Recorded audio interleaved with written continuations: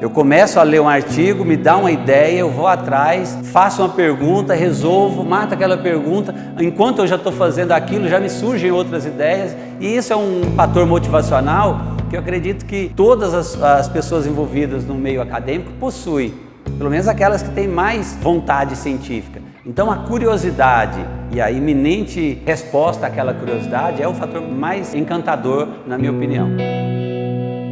Recentemente nós aprovamos um projeto de grande monta envolvendo uma parceria entre a empresa privada e o governo do estado de São Paulo para a formação de um novo centro em pesquisas com energias renováveis, energias limpas. A minha divisão trabalha com armazenamento, coleta e conversão de energia. O eixo no qual eu vou contribuir trata-se do estudo de supercapacitores e baterias. São dispositivos para armazenar energia, cada um com peculiaridades. A bateria, ela armazena uma densidade muito grande de energia dentro das suas reações eletroquímicas, embora ela se carregue muito lentamente. Já um supercapacitor, o armazenamento se dá dentro do campo eletrostático que existe dentro do supercapacitor. Ele armazena uma densidade de energia um pouco menor, mas ele é capaz de se carregar muito rapidamente. Então, dentro desse equipamento que está me filmando agora, você tem as duas coisas. Você tem a bateria e você tem o capacitor.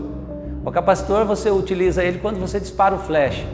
Aquela luz imensa que surge de uma hora para outra é o capacitor se descarregando, transformando a energia do campo eletrostático em energia luminosa. A sua bateria, ela tem a responsabilidade de rapidamente recarregar o seu capacitor. Ela fornece a carga para o capacitor, lá cria-se novamente um campo eletrostático que vai ser utilizado. Os capacitores hoje em dia, as principais limitações inerentes a eles são a baixa densidade de energia. Quanto mais energia a gente conseguir colocar dentro do capacitor, maior vai ser o leque de aplicações que ele pode ter.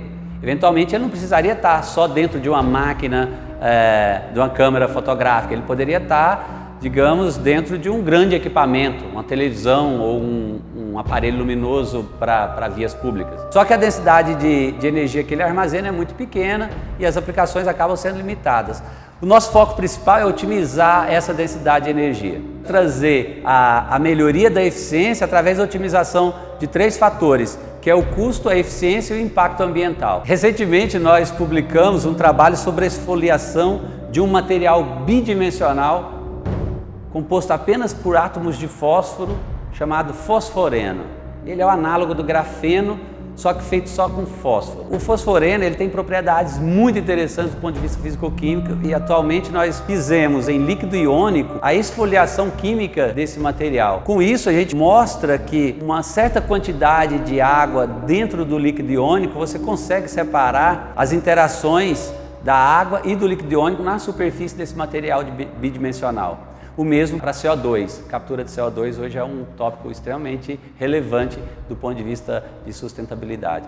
Então, o material fosforeno está aí com diversas aplicações práticas importantes, né? Com potenciais aplicações práticas importantes. Você tem tanto abordagens experimentais quanto computacionais para atacar esses problemas. Hoje em dia, a captura de CO2 é um dos problemas mais sérios que as empresas enfrentam no dia a dia. Então, a interação entre duas moléculas, ela se dá de acordo com a natureza delas. Você tem uma superfície que ela é muito mais atrativa para um tipo de molécula do que para outro. Então, ela faz uma certa seletividade, funciona como uma peneira ou um filtro para aquelas moléculas que estão ali. Então, você imerge o seu material dentro dessa substância e quando você retira, ele está impregnado com as moléculas que você está querendo filtrar. O papel do professor pesquisador dentro de uma universidade é ímpar. Ele é o cara que faz a pesquisa. Pode parecer bobo, mas não é. Em outros lugares do mundo, a pesquisa é feita tanto nas universidades quanto nas empresas. No Brasil, não. A maioria massacrante da pesquisa brasileira é feita dentro das universidades, pela mão dos professores que ensinam e ao mesmo tempo pesquisam. Então o papel desse professor, além de consumar a pesquisa propriamente dita, é criar novas gerações de pesquisadores para que eles venham a trilhar os mesmos caminhos que você está aqui agora. E eu espero que os meus alunos e outros, né, da geração futura possam seguir esses caminhos para manter, obviamente, a ciência ativa. Talvez o meu sonho é continuar exatamente como eu estou hoje, orientando alunos, publicando meus achados. Eu me considero realizado dentro do que eu venho fazendo, porque não foi uma tarefa muito fácil. Teve momentos muito inglórios chegar até onde eu cheguei.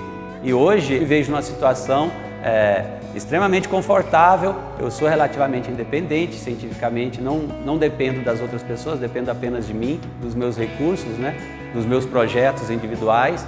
E talvez tudo que eu venha querer é manter esse status que eu tenho hoje. Não precisaria de mais.